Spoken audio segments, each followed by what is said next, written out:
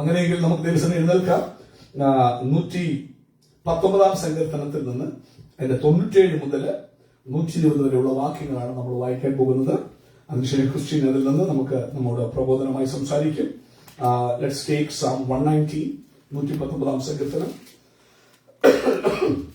അതിന്റെ 97 മുതൽ 120 വരെയുള്ള വാക്യങ്ങൾ നമുക്ക് പ്രതിവാക്യമായി പാടി കർത്താവിനെ ആരാധിക്കാം. ആമേൻ സ്വന്തം എല്ലാവരും ദിവസങ്ങളിൽ എഴുന്നേൽക്കാം. ആമേൻ സ്വന്തം ചെയ്യുന്നു. മെയിൻ മുതലുള്ള ഭാഗമാണ് നമ്മൾ വായിക്കുന്നത്. 119. നിന്റെ ന്യായപ്രമാണം എനിക്ക് എത്രയോ പ്രിയം, ഇടവിടാതെ അതിന്റെ ധ്യാനമാകുന്നു.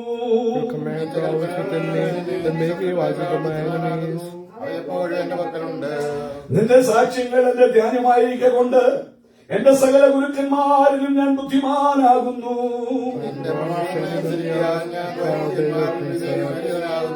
നിന്റെ വചനം പ്രമാണിക്കേണ്ടതിന് ഞാൻ സകല ദുർമാർഗത്തിൽ നിന്നും എന്റെ കാൽ വിലക്കുന്നു. തിരുവചനം എന്റെ നാക്കിന് എത്ര മധുരം, അവ എന്റെ വായിക്ക് തേനിലും നല്ലത്.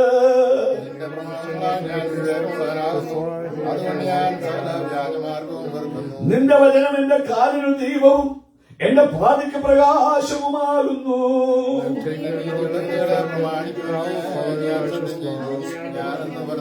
ഞാൻ മഹാകഷ്ടത്തിലായിരിക്കുന്നു, യഹോവേ നിന്റെ വാഗ്ദാന പ്രകാരം എന്നെ ജീവിപ്പിക്കണമേ.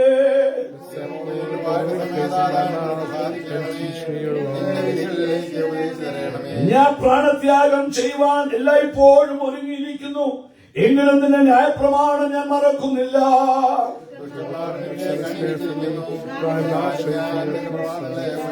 ഞാൻ നിന്റെ സാക്ഷ്യങ്ങളെ ശാശ്വതാവകാശമാക്കിയിരിക്കുന്നു, അവ എന്റെ ഹൃദയത്തിന്റെ ആനന്ദമാകുന്നു.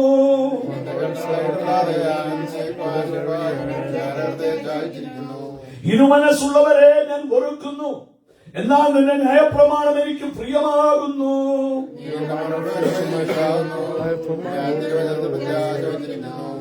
എന്റെ ദൈവത്തിന്റെ കൽപ്പനകളെ ഞാൻ പ്രമാണിക്കേണ്ടതിന് ദുഷ്കർമ്മികളെ എന്നെ വിട്ടകന്നു പോകുവീൻ.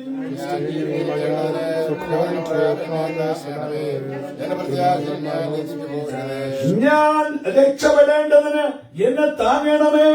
നിന്റെ ചട്ടങ്ങളിൽ ഞാൻ നിരന്തരം രസിക്കും.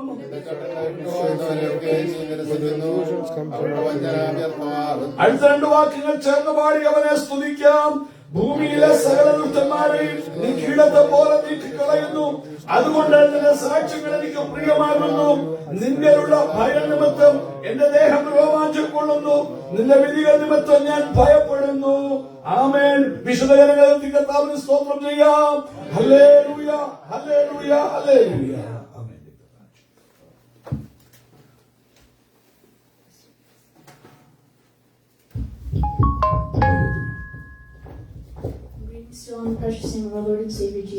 കൂടിവന്നിരിക്കുന്ന ഏവർക്കും നമ്മുടെ വീണ്ടും വരുന്ന കർത്താവായ യേശു ക്രിസ്തുവിന്റെ തന്നെ നാമത്തിൽ എന്റെ സ്നേഹവന്ദനം. I praise and thank God for the opportunity to stand in His presence this Sunday morning, this day of worship, to glorify His name and to receive from the living Word. പ്രിയമുള്ളവരെ, ഈ ഉയർപ്പിന്റെ സുപ്രഭാതത്തിൽ നാഥന്റെ സന്നിധിയിൽ വചനവുമായി അവനെ മഹത്വപ്പെടുത്തുവാനും അവരിൽ നിന്ന് പ്രാപിപ്പാനും തക്കവണ്ണം നിൽക്കുവാൻ തന്ന ഈ അവസരത്തെ ഓർത്ത് ഞാൻ ദൈവത്തോട് നന്ദിയുള്ളവയായിരിക്കുന്നു. With some brief points that the Holy Spirit would like to share, I would like to not talk through every single verse from this portion, but focus on, dwell upon some brief thoughts, and I pray that the Holy Spirit may speak to each of us today from the Word. പ്രിയമുള്ളവരെ, ഈ സങ്കീർത്തനത്തിലെ വായിച്ച എല്ലാ ഭാഗങ്ങൾ കൂടി കടന്നു പോകാൻ ആഗ്രഹിക്കുന്നില്ല. ചില മുത്തുകൾ അതിൽ നിന്ന് പെറുക്കിയെടുക്കുവാൻ ആഗ്രഹിക്കുന്ന ഈ നാളുകളിൽ നമ്മുടെ ചിന്ത വിഷയത്തോടുള്ള ബന്ധത്തിൽ ഈ മാസം അവസാനിക്കാൻ വേണ്ടി പോവുകയാണല്ലോ. ആ മാസത്തിൽ ദൈവം നമ്മോട് പറഞ്ഞ ചിന്താ വിഷയത്തോടനുബന്ധിച്ച് ചില കാര്യങ്ങൾ അതിൽ നിന്ന് ചിന്തിച്ച് ഞാൻ ഇരിപ്പാനായിട്ട് ആഗ്രഹിക്കുകയാണ്. The Holy Spirit spoke to us this month that in order to perfect holiness, we must discern the will of God. പരിശുദ്ധാത്മാവ് ഈ മാസം പറഞ്ഞു, ഇത് വിശുദ്ധിയെ തികയ്ക്കുന്ന വർഷം എന്നാണല്ലോ ദൈവം നമുക്ക് ഈ വർഷത്തെ കുറിച്ച് തന്നിരിക്കുന്ന ദൂത്. വിശുദ്ധിയെ തികയ്ക്കണം. എന്തിനാ ഈ ആരാധിക്കുന്നതും പ്രാർത്ഥിക്കുന്നതും ഒക്കെയും ചുമ്മാ 70 80 വർഷത്തിന് വേണ്ടിയുള്ള ഒരു കാര്യമല്ല. നിത്യതയിൽ അവൻ ഒരുക്കുന്ന ഭവനത്തിൽ എത്തണം. എത്തിയില്ലെങ്കിൽ ഈ കൂടിയതും ആരാധിച്ചതും അത്രയും സമയം വെറുതെ കളയുന്നതല്ല, അത് യാതൊരു പ്രയോജനം ഉണ്ടാകുന്നില്ല. അതുകൊണ്ട് എങ്ങനെ അവിടെ എത്താം അതിനെക്കുറിച്ച് നമ്മൾ ചിന്തിച്ചപ്പോൾ ഈ വർഷം പരിശുദ്ധാത്മ പറഞ്ഞു അവൻ വിശുദ്ധിയില്ലാത്തവർക്ക് അവിടെ എത്താൻ പറ്റില്ല. അപ്പൊ വിശുദ്ധിയെ തികയ്ക്കുന്ന ഒരു വർഷമാകണമെന്ന് ആത്മാവ് ചിന്ത തന്നതോടനുബന്ധിച്ച് ഓരോ മാസവും ദൂതുകൾ തരും. അങ്ങനെ മാർച്ച് മാസത്തില് അവൻ ദൈവത്തിന്റെ ആത്മാവ് പറഞ്ഞത് അവൻ ദൈവമുഖം നീ കാണുമ്പോൾ അവൻ ദൈവമുഖത്തെ ചിന്തകൾ, ദൈവം ആഗ്രഹിക്കുന്ന ചിന്തകൾ എന്താണെന്ന് വിവേചിച്ച് തിരിച്ചറിയണം, അണ്ടർസ്റ്റാൻഡ് ചെയ്യണം. അവന്റെ ഇഷ്ടം തിരിച്ചറിഞ്ഞ് നടന്നില്ലെങ്കിൽ പാടിയതും ആരാധിച്ചതും കർത്താവേ കർത്താവേ എന്ന് പറഞ്ഞു നോക്കിയും വ്യക്തമാകും. ഈശ്വരനാഥനെ പറഞ്ഞു, എന്നെ കർത്താവേ കർത്താവേ എന്ന് പറയുന്നവനല്ല, എന്റെ പിതാവിന്റെ ഇഷ്ടം തിരിച്ചറിയാൻ മുഖത്ത് നോക്കിയാൽ മാത്രം പോരാ.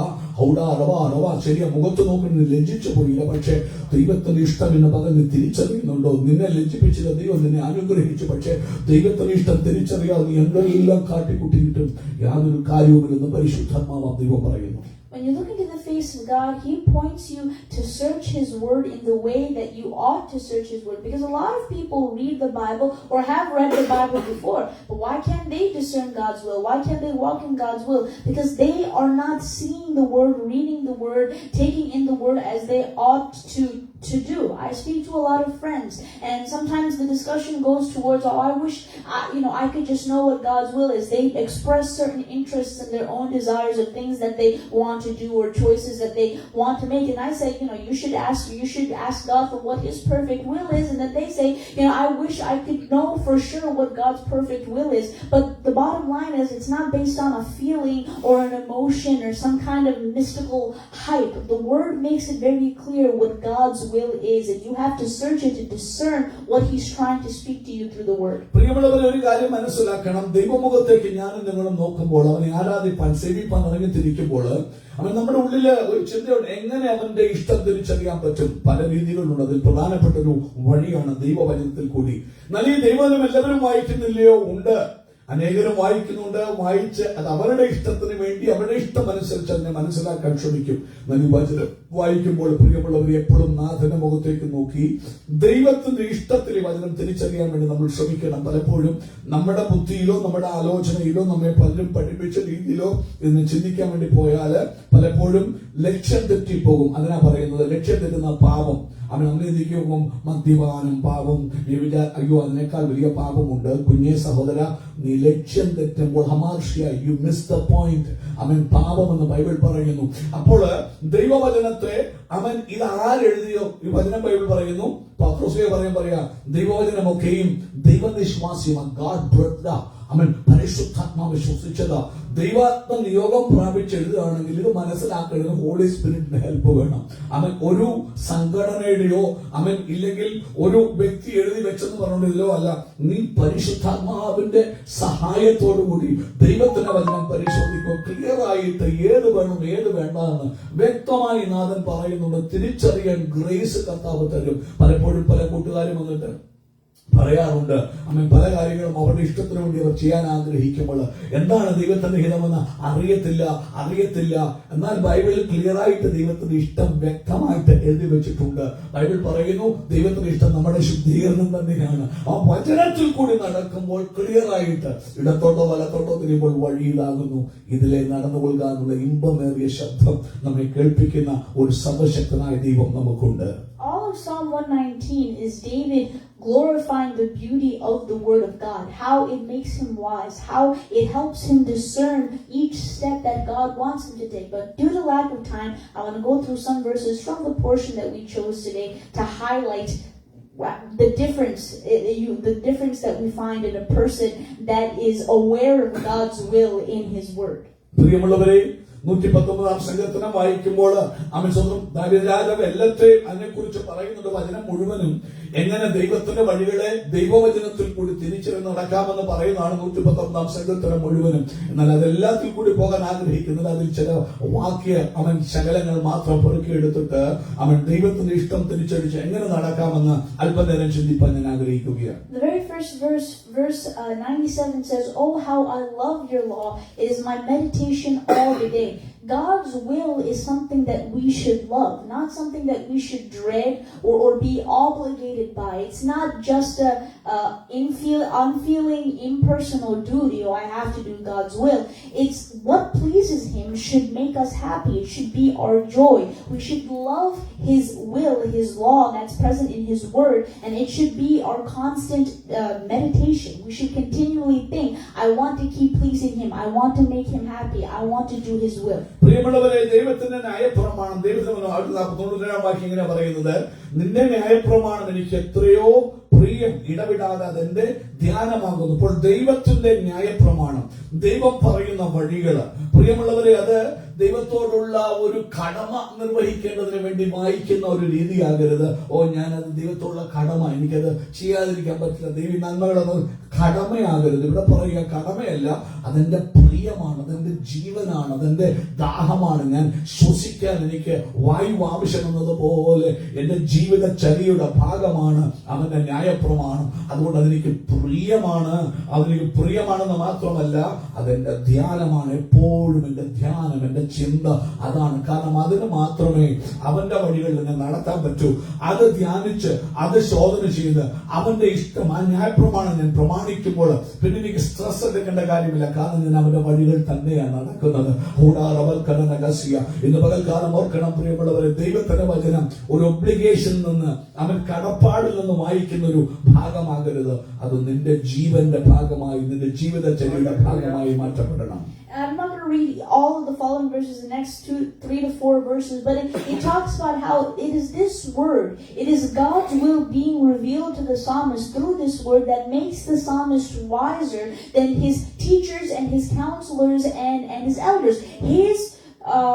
David had a lot of counselors and he had elders and teachers that, people that he had to listen to, and advisors. But the thing we see here is that the will of God, when it's directly revealed to you through the word, when it's between you and God and His will is revealed to you, you are not dependent upon people to know what God's will is. That's not to say you go around disrespecting teachers and elders. You listen to them, you yield to them, but it's not like you're moving back and saying, discerning God's will is in their department. The teachers and the elders will handle that. No, you will have a direct understanding of what God's will is, and you won't need someone to always look through your shoulder to make sure you are making the right decisions that please God. പ്രിയമുള്ളവരെ, ഇവിടെ വായിക്കുമ്പോൾ ചില വാക്യങ്ങൾ വായിച്ച് താഴ്ത്തു വരുമ്പോൾ ഇങ്ങനെയാണ് സങ്കീർത്തനക്കാരൻ പറയുന്നത്, ഈ ന്യായപ്രമാണം അതെന്റെ പ്രിയമായി ഞാൻ അതിനെ പിന്തുടർന്നതുകൊണ്ട് അതെന്റെ ഉപദേഷ്ടാക്കന്മാരെക്കാൾ, എന്റെ അധ്യാപകന്മാരെക്കാൾ എന്നെ ജ്ഞാനിയാക്കുന്നു.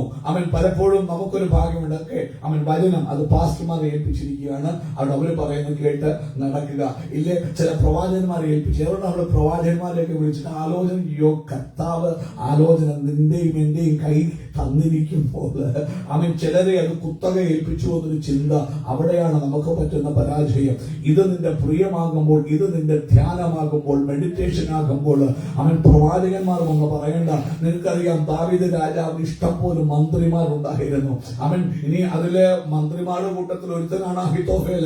അവൻ പറയുന്ന ആലോചന ദൈവാലോചന പോലെ തന്നെ ആയിരുന്നു എന്ന് ബൈബിൾ പറയുന്നു. അങ്ങനെയുള്ള കെടുകെട്ടിയ കഴിവുള്ള ഉപദേഷ്ടാക്കന്മാരും പുരോഹിതന്മാരും ന്യായശാസ്ത്രിമാരും ദാവീദിന്റെ കൊട്ടാരത്തില്, അവന്റെ മന്ത്രിസഭയിലൊക്കെ ഉണ്ടായിരുന്നു. പക്ഷെ ദാവീദ് പറയുക, അല്ലെങ്കിൽ സങ്കീർത്തനക്കാരൻ പറയുക, ഈ ന്യായപ്രമാണം എന്റെ പ്രിയമാകുമ്പോൾ, ആ ചട്ടങ്ങളിൽ ഞാൻ നടക്കുമ്പോൾ, എന്റെ അധ്യാപകന്മാരെക്കാള്, ഞങ്ങളുടെ പുരോഹിതന്മാരെക്കാളൊക്കെയും എന്നെ ബുദ്ധിമാനാക്കുന്നു. ഇന്ന് പകൽക്കാലം എന്നെ കേൾക്കുന്ന ദൈവമക്കളെ, ബുദ്ധിമാനാകാന്, തിരിച്ചറിവുള്ളവനാകാന്, ഹല്ലേലൂയ, ദൈവമുഖത്തെ, ദൈവത്തിന് ഇഷ്ടം തിരിച്ചറിയാനായിട്ട് ഈ വചനം നിന്റെ ധ്യാനമായിട്ട് മാറാൻ കർത്താവ് എനിക്ക് നിങ്ങൾക്ക് ഇടയാക്കി തീർക്കട്ടെ.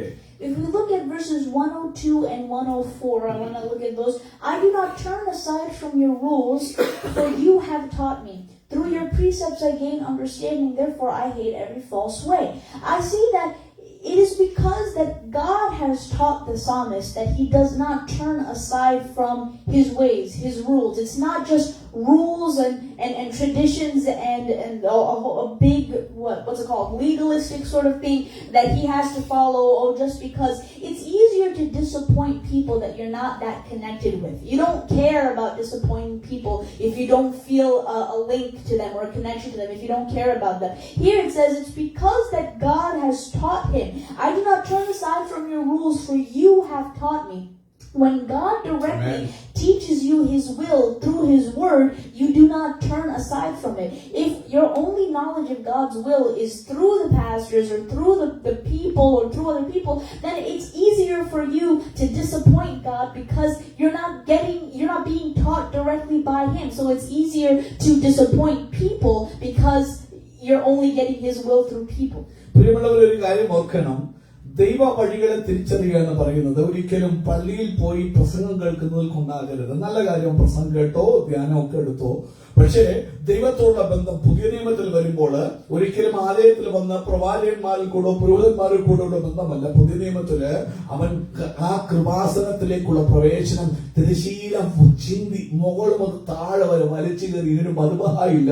ഏതു നേരത്തും നിനക്ക് അവന്റെ അടുക്കൽ ചെല്ലാം. അത്രയൊരു ബന്ധമാണ് ദൈവം എനിക്ക് നിങ്ങൾക്ക് തന്നിരിക്കുന്നത്. അതുകൊണ്ട് 102 അവൻ 104 വാക്യങ്ങൾ വായിക്കുമ്പോൾ ഇങ്ങനെ പറയുക, നീ എന്നെ ഉപദേശിച്ചിരിക്കയാൽ ഞാൻ നിന്റെ വിധികളെ വിട്ടുമാറിയിട്ടില്ല. നോക്കണം, അവിടെ പാസ്റ്റർ ഉപദേശിച്ചത് കൊണ്ടല്ല, പ്രവാചകൻ ഉപദേശിച്ചത് കൊണ്ടല്ല, ഇല്ല ഞാൻ വായിച്ചൊരു ബുക്കിൽ നിന്ന് അങ്ങനെ കേട്ടത് കൊണ്ടല്ല, അവനും ദൈവവുമായിട്ടൊരു ബന്ധമാണ്.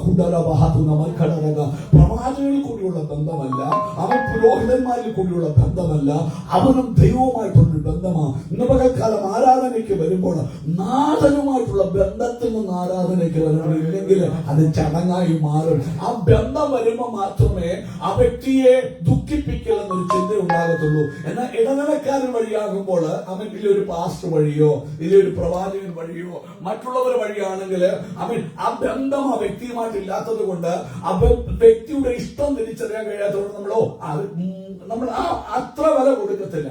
എന്നാൽ ആ വ്യക്തിയുമായിട്ടൊരു ബന്ധം വന്നാൽ വ്യക്തിയെ നമ്മൾ തിരിച്ചറിയും. അവരുടെ ഇഷ്ടം തിരിച്ചറിയുമ്പോൾ അവരെ ഒരിക്കലും ദുഃഖിപ്പിക്കുന്ന ഒരു ആഗ്രഹം ഉണ്ടാകും. അതുകൊണ്ടാണ് 104 വാക്യം പറയുക, നിന്റെ പ്രമാണങ്ങളാൽ ഞാൻ വിവേകമുള്ളവനാകുന്നു. I am a man of understanding. അവൻ കാരണം നീ എന്നെ പഠിപ്പിച്ചിരിക്കുക. എന്റെ പഠിപ്പിൽ ഒരു പാസ്റ്ററിനെന്നോ ഒരു പുരോഹിതനെന്നോ ആരാണ്ട് എന്നോട് ഉപദേശമുണ്ടല്ലോ, നീയാണ് എന്നെ വചനം വായിക്കുന്നത്. നിന്റെ ശബ്ദമാണ് ഞാൻ കേൾക്കുന്നത്. വചനം വാക്യം നിന്നോടാണ് ഞാൻ സംസാരിക്കുന്നത്.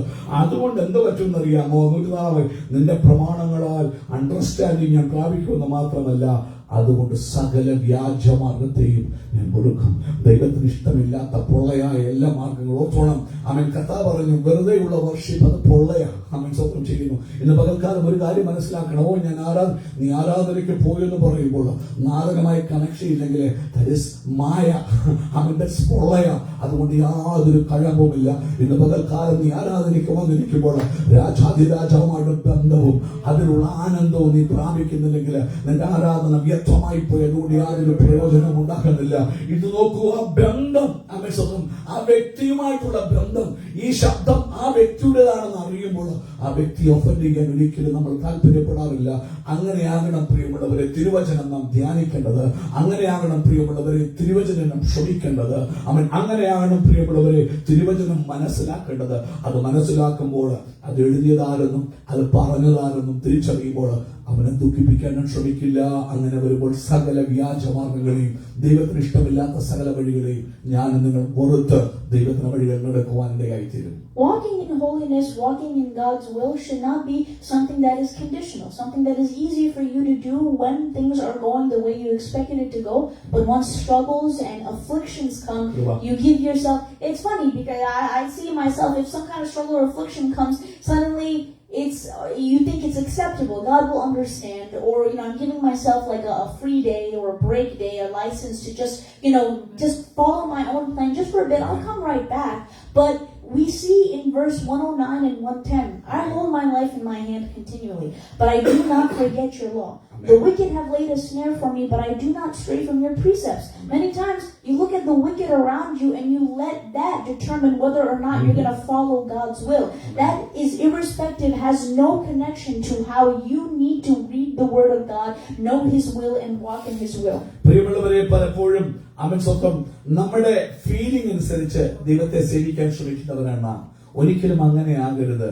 നമ്മുടെ സാഹചര്യം അനുസരിച്ച് ദൈവത്തെ പ്രീതിപ്പെടുത്താൻ ശ്രമിക്കുന്നവരാണ്. എല്ലാം നന്നായിട്ട് പോകുമ്പോൾ ദൈവത്തിന്റെ വഴിയിൽ ഞാൻ നടക്കുന്നു. എന്നാൽ എന്തെങ്കിലും ഒരു ഒഫൻസോ ഒരു വേദനയോ ആരെങ്കിലും നിങ്ങൾക്കെതിരെ അവൻ പ്രവർത്തിക്കുകയോ ചെയ്യുമ്പോൾ അവളെ പറയാം കാര്യമില്ല, കർത്താവ് മനസ്സിലാക്കും, ഇന്നത്തെ തളർച്ചയാണ്, ഞാൻ തളർന്നിരിക്കാൻ പ്രാർത്ഥിക്കുന്നില്ല, ഞാൻ ഒരു കാര്യം ചെയ്യുന്നില്ല, ഇല്ല അങ്ങനെ ഇന്നത്തെ കർത്താവിനെ മനസ്സിലാക്കും എന്ന് പറഞ്ഞ് പലപ്പോഴും ഒഴിവൊഴിവ് നമ്മുടെ ജീവിതത്തിൽ കൊണ്ടുവരാൻ നോക്കും. എന്നാൽ അവിടെ നാം വായിച്ച വാക്യം ഏത് വാക്യങ്ങളാണ് പറഞ്ഞത്? 109 110 വാക്യങ്ങള്. അവൻ ഇവിടെ പറയും, ഞാൻ പ്രാണത്യാഗം അവൻ ചെയ്യുവാൻ എല്ലായ്പ്പോഴും ഒരുങ്ങിയിരിക്കുന്നു, എങ്കിലും നിന്റെ പ്രായപ്രമാണം അവൻ ഞാൻ മറക്കുന്നില്ല. കാരണം അവൻ ആത്മാവിനെ കയ്യിലെടുക്കാൻ അവൻ അതുപോലെയുള്ള പ്രതിസന്ധികൾ, പ്രാണത്യാഗം, എന്തിനാ ജീവിച്ചിരിക്കുന്നത് പോലും ചിന്തിക്കുന്ന അവസ്ഥകൾ വരുന്ന അനുഭവങ്ങൾ ജീവിതത്തിൽ വരികയാണ്. എന്നാൽ അവിടെ പറയുന്ന ഒരു കാര്യം അങ്ങനെയുള്ള, കാരണം പ്രാണത്തെ മരിച്ചാൽ മതിയും ചിന്തിക്കുമ്പോഴും പറയുക, നിന്റെ ന്യായപ്രമാണം എന്ത് ചെയ്യുന്നില്ല, മറക്കുന്നില്ല. അവൻ എല്ലാവരും അപമാനിച്ച് നിന്നെ ഒറ്റപ്പെടുത്തുമ്പോൾ, അവൻ നിന്റെ സഭയിലെ പാസം നിന്നെ തള്ളിക്കളയുമ്പോൾ, ആരെല്ലാം നിന്നെ ഉപേക്ഷിച്ചാലും ഓർത്തോണം, അവൻ നീ ന്യായപ്രമാണവുമായിട്ടുള്ള ബന്ധം, ദൈവമായിട്ടുള്ള ബന്ധം, അതാകണം നിന്റെ ജീവൻ, അതാകണം നിന്റെ ആരാധന. അടുത്ത വാക്യം ഇങ്ങനെ പറയുന്നു, ദുഷ്ടന്മാർ കണിവെച്ചിരിക്കുന്നു, അനേകർ മനഃപൂർവ്വമായി ജോലികളിലും വ്യക്തിപരമായ കുടുംബജീവിതങ്ങളിലും ഒക്കെയും ദുഷ്ടതയോടുകൂടി നിനക്കെതിരെ അവൻ കണിവെച്ച് നിന്നെ അവൻ പിടിച്ച് നിന്നോട് ദോഷം ചെയ്യുവാനായിട്ട് അവർ പ്രവർത്തിക്കുമ്പോഴും പറയുക, എങ്കിലും ഞാൻ നിന്റെ പ്രമാണങ്ങളെ എന്ത് ചെയ്യുന്നില്ല, മറക്കുന്നില്ല. അതാ തിരിച്ചറിവെന്ന് പറയുന്നത്. അവൻ നോക്കൂ, എല്ലാം പ്രതികൂലമാ, വീട്ടില് കുടുംബത്തിൽ പ്രശ്നമാ, സഭയിൽ പ്രശ്നമാ, വ്യക്തി ജീവിതത്തിൽ പ്രശ്നമാ, ജോലിയിൽ പ്രശ്നമാ, അവന്റെ എല്ലാ മധ്യത്തിലും അവൻ സ്വന്തം ചെയ്യുന്നു. അവനുമായി ബന്ധമുള്ളപ്പോൾ ആ ന്യായപ്രമാണം അവനെ ഗൈഡ് ചെയ്യും. എല്ലാം സമാധാനമുള്ളപ്പോഴും അത് ഗൈഡ് ചെയ്യും. എല്ലാം പ്രതികൂലമാകുമ്പോഴും അത് ഗൈഡ് ചെയ്യും. എപ്പോഴും നിന്റെ ആരാധന ഒരുപോലെ ആയിരിക്കും, നിന്റെ പ്രവർത്തികൾ, നീ നടക്കുന്ന നടപ്പ് ഒരുപോലെ ആയിരിക്കും. ഒരിക്കലും സാഹചര്യം അനുസരിച്ച് നിന്റെ നടപ്പ് മാറാനോ അതിനെ ന്യായീകരിക്കാനോ നീ ഒരിക്കലും ശ്രമിക്കുകയില്ല. Take a look at verse 112. I incline my heart to perform your statutes forever to the end. In the first song, we briefly talked about heart posture, the way your heart is leaning, the position that your heart is taking. So heart posture, the psalmist is saying, I'm inclining my heart to perform your statutes. So to incline is to choose to lean in the direction of. That's a conscious, deliberate decision.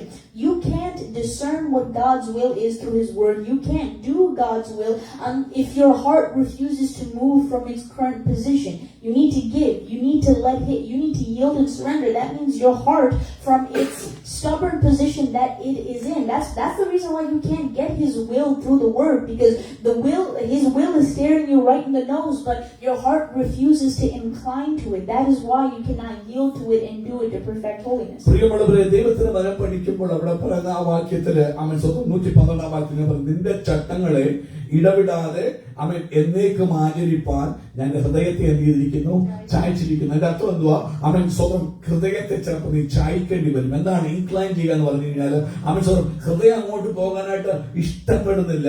അവൻ നിന്റെ ഒരു natural tendency, ഹൃദയത്തിന്റെ ചിന്ത, അത് വേണ്ട, അതനുസരിക്കേണ്ട, വേണ്ട, എന്തിനാന്ന് പറഞ്ഞ നിന്നെ മാറ്റുമ്പോൾ നീ ഓർത്തോണം, കർത്താവുമായി ബന്ധമുള്ളവനാണെങ്കിൽ ന്യായപ്രമാണവും വല്ലവൻ നിന്റെ ഹൃദയം ദുശാഠ്യമുള്ള ഹൃദയമായിട്ട് മറുതരിക്കുന്ന ഹൃദയമായിട്ട് റെബലിയസ് നേച്ചറായിട്ട് മാറുമ്പോൾ യു മേക്ക് യുവർ ഹാർട്ട്, നിന്റെ ഹൃദയത്തെ ചായ്ക്കുകയാണ് നിർബന്ധിച്ച്. എന്തുകൊണ്ടാ? ഇസ്രായേൽ മക്കൾക്ക് ദൈവത്തിന്റെ വഴി നടക്കുന്ന അവരുടെ ഹൃദയം ദുശാഠ്യമായിട്ട് മാറുക, വേണ്ട, അവന്റെ കൽപ്പനകളെ അനുസരിക്കണം എന്ന് പറയുക. എന്നാൽ ഇവിടെ നിർബന്ധത്തോടെ ഹൃദയത്തെ ചായ്ക്കുക എന്ന് പകൽക്കാലം അതാ നാഥനുമായിട്ടുള്ള ബന്ധം തരുന്നത്. അവനുമായി ബന്ധപ്പെടുമ്പോൾ എന്റെ പിതാവിനെ എനിക്ക് ദുഃഖിപ്പിക്കാൻ പറ്റില്ലെന്ന് പറഞ്ഞ ഹൃദയത്തെ ചായ്ച്ച്, നമുക്കിഷ്ടമല്ല എപ്പോഴും അതിനെ ചായ്ച്ച്. കാരണം ലക്ഷ്യം എനിക്ക് വചനത്തിൽ നടക്കണം, എനിക്ക് ന്യായപ്രമാണത്തിൽ നടക്കണം, അവന്റെ ചട്ടങ്ങൾ നടക്കണം. എന്റെ ലക്ഷ്യം 70 80 ഇന്നത്തെ എന്റെ സാറ്റിസ്ഫാക്ഷനോ അല്ല, നിത്യതയാണ് ഒരുക്കുന്ന ഭവനത്തിലേക്ക് എത്തണം. അതുകൊണ്ട് ഞാൻ ഹൃദയത്തെ ചായ്ക്കും ദൈവ ഇഷ്ടത്തിലേക്കും ദൈവ വഴിയിലേക്കും. കാരണം ആ ബന്ധം നാഥനുമായിട്ട് അങ്ങനെ ചായ്പാനിടയായിത്തീരും. The last two verses I would like to talk about today to conclude this thought will be from verses 113 and 115. 113 says, I hate the double-minded, but I love your law. So we see that the psalmist is refusing to stumble over people. You know in your life the people who have done you wrong, but do you realize how those people are keeping you from following the will of God? The people that are grieving you are making you grieve God because you become so blind to what God's will is. As soon as